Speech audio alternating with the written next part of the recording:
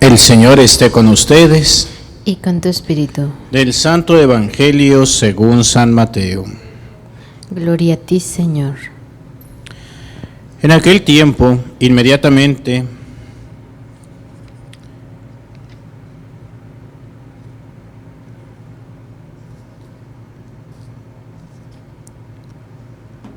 déjenme checar porque es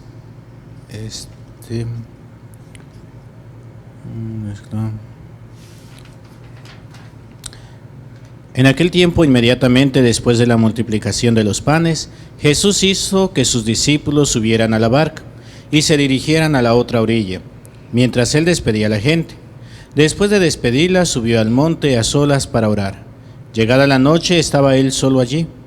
Entretanto, la barca iba ya muy lejos de la costa y las olas lo sacudían, porque el viento era contrario. A la madrugada, Jesús fue hacia ellos caminando sobre el agua. Los discípulos, al verlo andar sobre el agua, se espantaron y decían: «Es un fantasma», y daban gritos de terror. Pero Jesús les dijo enseguida: «Tranquilícense y no teman, soy yo». Entonces le dijo Pedro: «Señor, si eres tú, mándame ir a ti caminando sobre el agua». Jesús le contestó: «Ven». Pedro bajó de la barca y comenzó a caminar sobre el agua hacia Jesús. Pero al sentir la fuerza del viento, le entró miedo. Comenzó a hundirse y gritó: «Sálvame, Señor». Inmediatamente Jesús le tendió la mano, lo sostuvo y le dijo: «Hombre de poca fe, ¿por qué dudaste?». En cuanto subieron a la barca, el viento se calmó.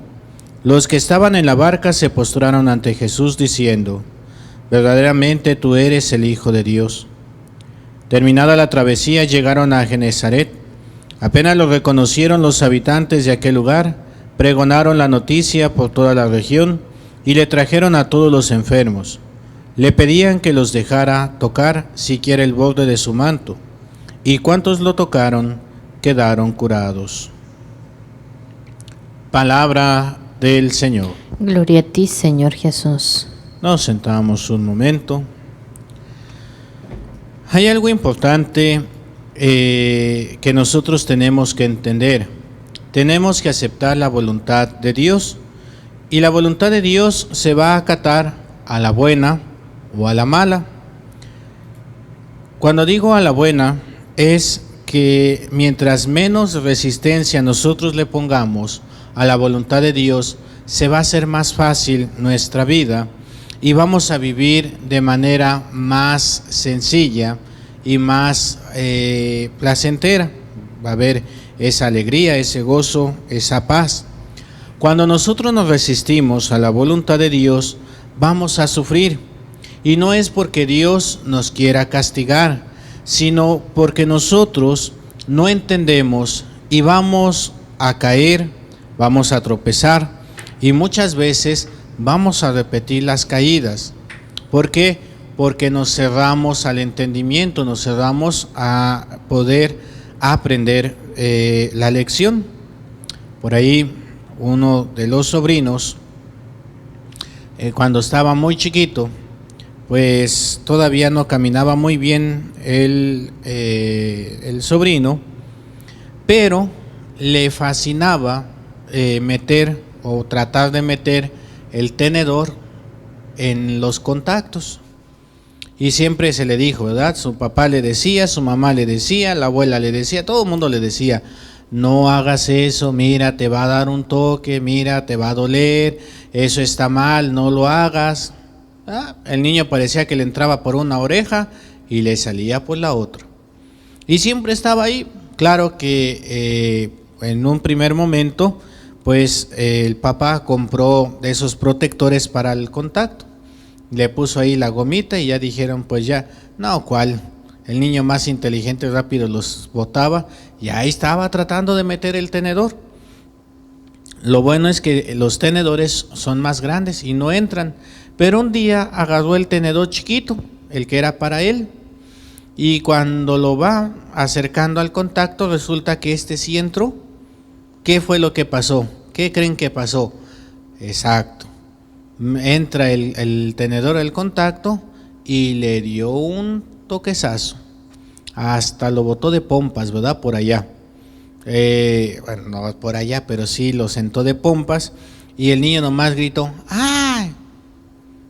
Cuando yo fui, me dicen, mira, pregúntale qué fue lo que le pasó.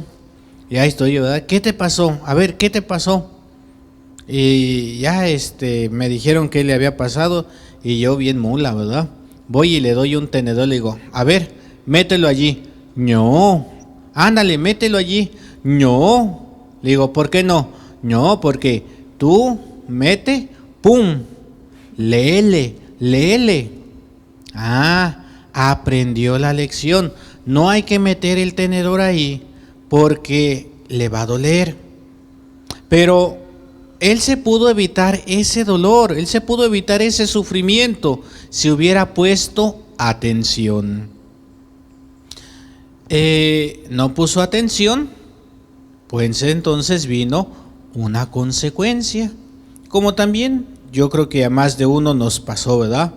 Estamos jugando ahí con la vela y primero te dicen, ¿verdad? Cuando estás chico, no estés jugando con la vela que te vas a orinar. No sé por dónde sacaron eso, pero así decían. El que juega con fuego se orina. Ay, se va a orinar ni qué. Ya después te amenazaban más fuerte. Si estás jugando con la vela, te vas a quemar. Ay, si yo sé jugar con el fuego, ¿verdad? A mí el fuego no me hace nada, no dejo la mano. Tarde que temprano estás jugando con el fuego que te vas a quemar. ¿Y por qué te quemaste? ¿Porque fue el castigo de tu mamá? No. ¿Dios te castigó? No, tampoco. Entonces, ¿por qué te quemaste? Porque es la consecuencia de no haber sabido escuchar el consejo, de no haber querido tomar las precauciones que me están diciendo los demás.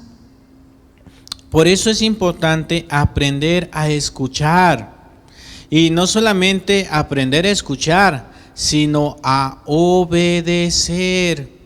Porque si yo no obedezco, vienen las consecuencias.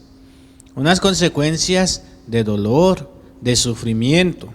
Escuchamos en la primera lectura cómo se ponen contra Jeremías. Y es que Jeremías es un profeta que siempre va a estar profetizando el mal para el pueblo de Israel. Catástrofes, castigos, muerte. Pero, ¿qué es lo que pasa? El pueblo no se corrige. Si no se corrige, se tiene que dar un castigo mayor. Y no es para decir, mira, yo soy aquí el que manda. Pues aquel es el que manda. Pero es un correctivo. Si hago esto es porque te amo. Y no es nada más porque, es que me quieren fastidiar. No, es porque te amo. Y porque te amo, quiero que seas mejor. Y para que seas mejor, por eso te digo estas cosas. Un verdadero amigo no es el que te ve que te vestiste ridículamente y te dice, ¡ay, qué bien te ves! No, ese no es amigo. Ese quiere quedar bien contigo. Oye, es que mira, voy a ir a la fiesta. ¿Me veo bien así? Sí, te ves precioso o te ves preciosísima. El verdadero amigo es el que te dice, oye, te ves ridículo o te ves ridícula, vete a cambiar. No, es que tú me tienes envidia, es que yo me he visto mejor que tú, es que tú con tu ropa de segunda nunca vas a hacer. Pues entonces hazle lo que tú quieras. ¿Para qué me preguntas mi opinión? Yo te estoy diciendo lo que es verdad y porque te amo, porque no quiero que hagas el ridículo, te estoy diciendo que te ves ridícula. Te lo digo yo que te amo para que no hagas el ridículo allá. Y allá no solamente lo van a decir, se van a reír de ti, te van a criticar y vas a hacer el hazmerreír. Ese es el verdadero amigo, que aunque duela lo que me dice mis verdades. ¿Para qué? Para corregirme. Aquí entonces Jeremías, él está diciendo lo que es la voz de Dios.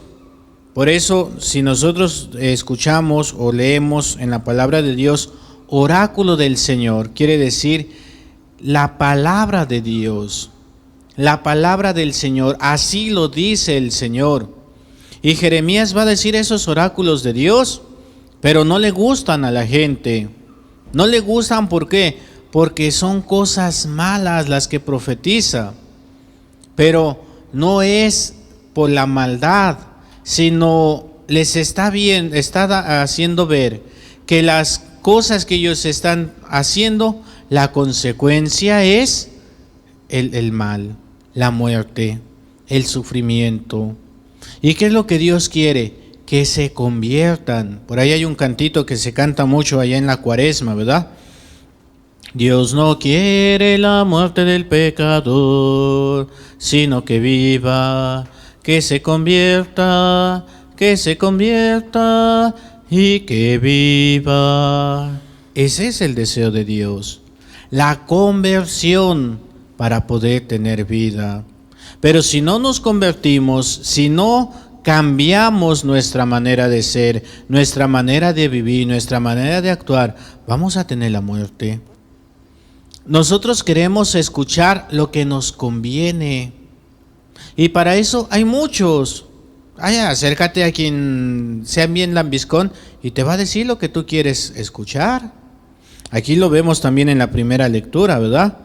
Dice la lectura del día de hoy: el 5º mes del 4º año del reinado de Sedecías, Hananías, hijo de Azuri, profeta de Gabaón, le dijo a Jeremías en el templo en presencia de los sacerdotes y de todo el pueblo: esto dice el Señor de los ejércitos, el Dios de Israel: voy a romper el yugo del rey de Babilonia. Dentro de 2 años haré que se devuelvan todos los objetos del templo del Señor que el rey Nabucodonosor tomó de este lugar y se llevó a Babilonia. Y haré volver a Jeconías, hijo de Joaquín, y rey de Judá, y a todos los desterrados de Judá que han ido a Babilonia, en cuanto yo rompa, dice el Señor, el yugo del rey Nabucodonosor. Entonces el profeta Jeremías le respondió a Hananías en presencia de los sacerdotes y de todo el pueblo que estaban en el templo del Señor: amén, es decir, así sea. Que así lo haga el Señor. Que el Señor confirme lo que has predicho y haga retornar de Babilonia a este lugar los objetos del templo del Señor y a todos los desterrados. Pero pon atención a lo que voy a decirte delante de todo el pueblo. Antes de mí y antes de ti, siempre ha habido profetas que predijeron a muchos países y a grandes reinos la guerra, el hambre y la peste. Y cuando un profeta predice la paz, solo hasta que se cumple sus palabras se puede reconocer que es verdadero profeta enviado por el Señor. ¿Qué es lo que le está tratando de decir Jeremías a Hananías? Hananías, ¿verdaderamente es oráculo de Dios? ¿Verdaderamente es palabra de Dios? Porque si a mí Dios me mandó decir esto al pueblo, se está contradiciendo con lo que tú estás diciendo, y Dios no se contradice. Hay una consecuencia de los pecados, y sí, Dios es misericordioso, pero para poder tener esa misericordia se necesita de ese cambio del pueblo. Veamos un poquito más atrás, vámonos a Génesis. En el Génesis, Dios va a buscar la conversión de 2 ciudades, Sodoma y Gomorra. Y Dios va a mandar a sus ángeles para poder advertir a estas ciudades, pero están tan corrompidas que ni siquiera aceptan a los ángeles enviados por Dios. Es Lot el que los acepta, el que los resguarda en su casa. Y el pueblo quiere a estos ángeles, tanto así que rechaza a las hijas de Lot. Lot estuvo dispuesto a sacrificar a sus hijas por defender a estos ángeles, a estos enviados de Dios, y el pueblo no aceptó. Entonces, ¿qué es lo que pasa? Sodoma y Gomorra es destruida. Estaba ya en ese camino de destrucción, pero se le da la oportunidad, sin embargo la desecha. Vámonos más adelantito, el libro de Jonás. Jonás, ve a Nínive y predica que en 3 días Nínive será destruida. Y todas las peripecias que pasa Jonás, pero se cumple la voluntad de Dios. Y ahí volvemos a esto, ¿verdad? Primero Jonás le dijo, sí Señor, aquí estoy. Pero cuando ya Dios le da la misión, ya no quiere. Y entonces huye de Dios, va en otro barco, va hacia el otro lado de lo que Dios le dijo, pero se viene la tormenta, se lo traga la ballena, va y lo deja cerca de Nínive.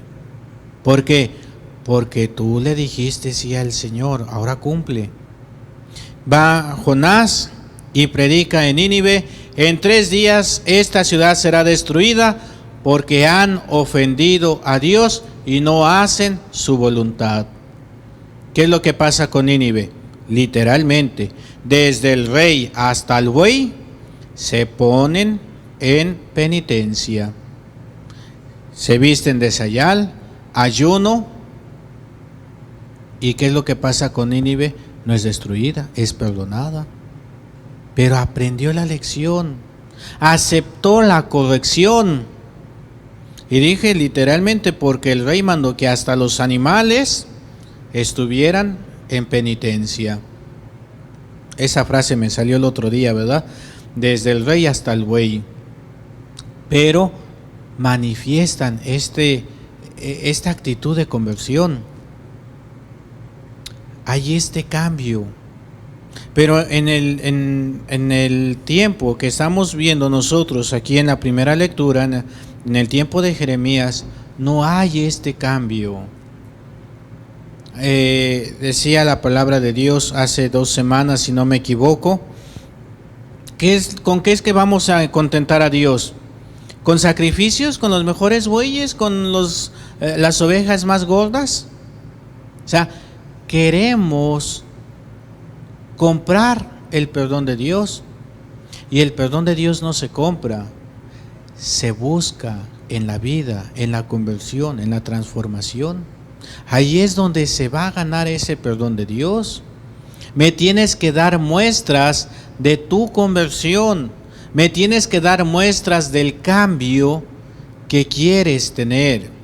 Y digo quieres tener porque el hacer ese cambio muchas veces nos va a llevar toda la vida, pero tenemos que ir caminando en esa transformación. Por eso después vienen las palabras de Dios. Dice, le va a decir Dios al pueblo a través de Jeremías, ¿verdad? Dice, Jeremías se alejó de allí, pero un tiempo después de que Hananías había roto el yugo del cuello del profeta Jeremías, el Señor le habló a este y le dijo, ve y dile a Hananías, esto dice el Señor, has roto un yugo de madera, pero yo lo sustituiré por uno de hierro. Porque esto dice el Señor de los ejércitos, el Dios de Israel, he puesto en el cuello de todas estas naciones un yugo de hierro, para someterlas al servicio de Nabucodonosor, rey de Babilonia, y hasta las bestias del campo lo servirán. Y Jeremías añadió, escucha, Hananías, ¿no te ha enviado el Señor y tú has hecho que el pueblo crea en una mentira? No solamente él está profetizando falsamente en el nombre de Dios, sino está haciendo caer en el error a todo el pueblo, haciendo que todo el pueblo se gane su propia condenación. Eso se da mucho en ciertos lugares, ¿verdad? Donde hay jerarquías. Es que el jefe dijo que tenías que hacer esto. Es que el jefe dijo que tenías que hacer así. Es que el jefe ya sabe esto y esto y lo vas a hacer de esta manera. Y muchas veces el jefe ni cuenta se da. No quiero decir esto, pero en las comunidades religiosas y en los seminarios también se da. Es que el rector dijo que tenías que hacer esto. Y el rector ni siquiera sabía de la situación. A mí me pasó una vez aquí en la comunidad, yo estaba recién entrado y pues había un hermano que ya tenía más tiempo, él era el hermano mayor del colegio, y me dice: Jesús, vamos a acompañar a Fray a la compra de la verdura para ayudarle a cargar. Digo, y Fray César era nuestro formador en aquel entonces. Digo, y Fray César ya sabe. Sí, él fue el que mandó decir esto, entonces prepárate porque nos vamos. Pues ándale, que nos vamos. Yo confiado en que sí había dicho eso. Pues nada, que cuando vamos regresando ya estaba aquí Fray César porque había ido a hacer una tarea y nos estaba esperando. Y órale. ¿Y por qué se fueron? No, pues a mí me dijeron que tenía que ir, que era orden de usted.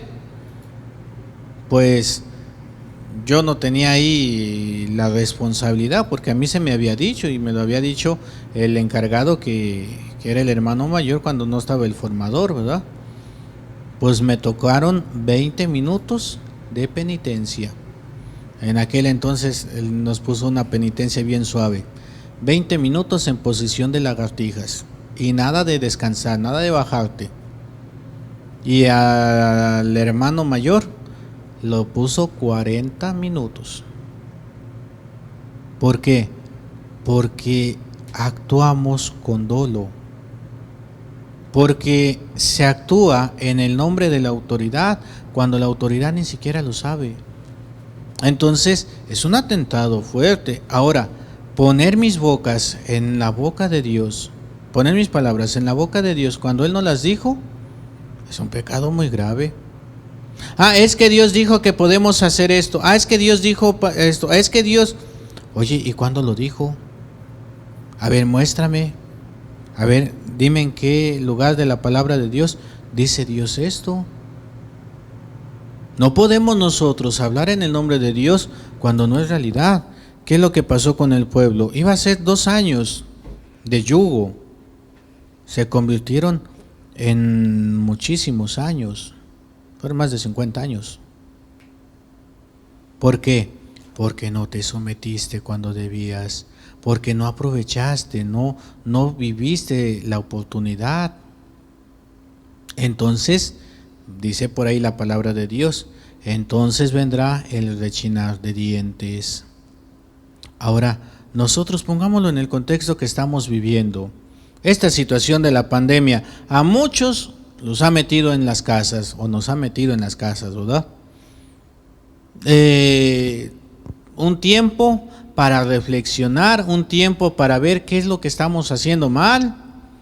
Oigan, eso de estar destruyendo iglesias, el estar hablando a favor del aborto, a favor de la homosexualidad, a favor de todas estas situaciones que no son el plan de Dios.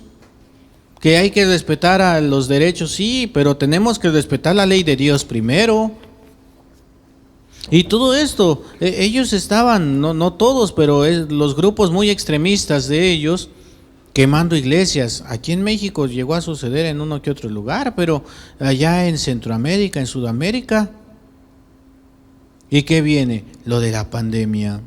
Es un tiempo para reflexionar, es un tiempo para ver, no somos los todopoderosos. Fíjense, si nos creemos los todopoderosos y un virus muy pequeñito, todo lo que nos ha traído de situación.